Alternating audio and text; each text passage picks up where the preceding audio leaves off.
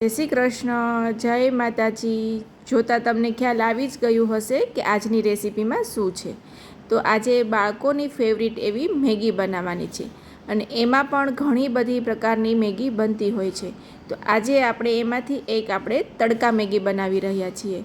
તો જો તમારે આ તડકા મેગી જોવી હોય તો તમે અહીંયા એની પૂરી રેસીપી નિહાળી શકો છો, કેમ કે અહીંયા આપણે એક એક વસ્તુને એક સારી રીતે બતાવતા ગયા છીએ અને બનાવતા ગયા છીએ।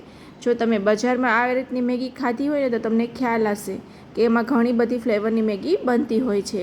તો એમાંની એક ફ્લેવર આપણે આજે બનાવવાના છીએ। તો અહીંયા આપણે મેગી લીધી છે, ત્યારબાદ આવી રીતે આપણે મકાઈના દાણા લીધા છે, ચીઝની સ્લાઇસ લીધી છે, લીલા મરચાં લીધા છે, ચીઝ ક્યુબ લીધું છે અને લસણની પેસ્ટ લીધી છે, ત્યારબાદ લાલ મરચું પાવડર લીધું છે, કેમ કે અહીંયા આપણે તડકા મેગી બનાવી રહ્યા છીએ એટલે। અહીંયા આપણે એક કડાઈમાં પાણી ગરમ કરવા મૂક્યું છે અને એમાં આપણે મેગી એડ કરી દેવાની છે। પાણી ગરમ કરવા મૂકીએ ત્યારે જ મેગી એડ કરી દેવાની છે।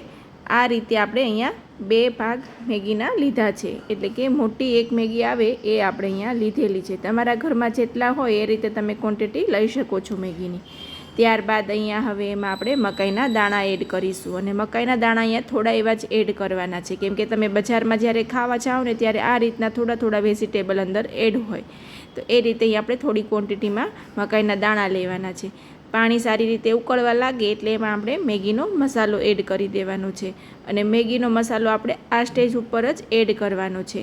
જ્યારે મેગી બનવા આવે ત્યારે નહીં, આ રીતે થોડી ઉકળતી હોય ત્યારે જ એમાં આપણે મેગીનો મસાલો એડ કરી લેવાનો છે। આપણે એક પેકેટ મેગીનો મસાલો નાખ્યો અને ફરીવાર આપણે અહીંયા બીજું પેકેટ જે હતું એ પણ લઈ લઈએ છીએ।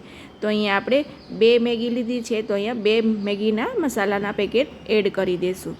તો આ રીતે આપણે એને બધું મિક્સ થવા દેશું અને ઉકળે એટલે આપણે બંધ કરી દઈશું। તો અહીંયા આપણી મેગી એકદમ તૈયાર છે। હવે જે ઉપરનો તડકો છે ને એની જ ખાસિયત છે।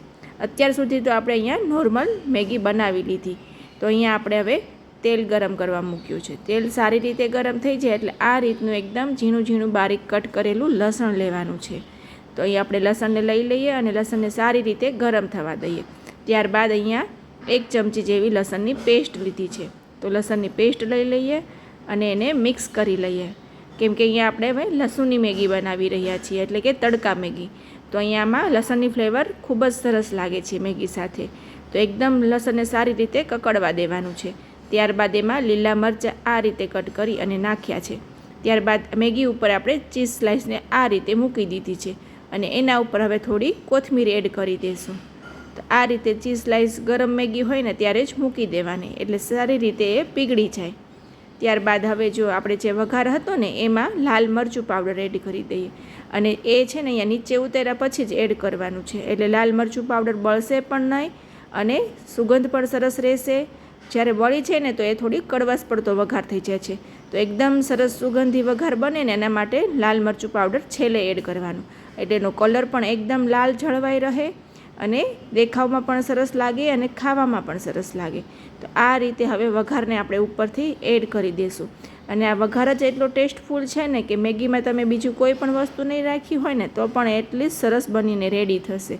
ત્યારબાદ આપણે જે ચીઝ ક્યુબ હતું ને એને ઉપરથી આ રીતે છીણી લેશું, એટલે એકદમ ચીઝી અને એકદમ લસણવાળી મેગી બની અને રેડી થઈ જશે। તો ચોક્કસથી તમે આ રીતે તમારા ઘરે એકવાર મેગી બનાવવાની ટ્રાય કરજો। અને બજારમાં તો આ મેગી ખૂબ જ વાયરલ છે, ખૂબ જ બધા ખાય છે, તો મને એમ થયું કે ચલો આજે હું તમારી સાથે તડકા મેગીની રેસીપી શેર કરું। આપણી એકદમ યમ્મી ચીઝી તડકા મેગી બની અને રેડી છે। તો તમને આજની રેસીપી કેવી લાગી એ પણ કોમેન્ટ કરી અને જણાવજો અને હજી સુધી જો તમે મારી ચેનલ સબસ્ક્રાઈબ ના કરી હોય ને તો ચેનલને પણ સબસ્ક્રાઈબ કરજો। તો આવી રીતે હવે મેગીને આપણે પહેલાં મિક્સ કરી દઈશું, કેમ કે આમાં આપણે ચીઝ સ્લાઇસને ઉપરથી જે તડકો લગાવ્યો છે એ બધી મેગી સાથે સરસ રીતે મિક્સ થઈ જાય। અને તમારે એવી રીતે કટિંગ કરી અને ખાતું જવું હોય તો એમ પણ કરો અને આ રીતે મિક્સ કરી અને ખાવી હોય તો તમે એ રીતે પણ ખાઈ શકો છો।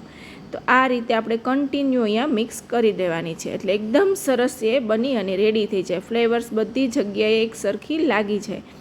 તો આ રીતે મેગીને મિક્સ કર્યા પછી હવે આપણે એને સર્વ કરી દઈશું।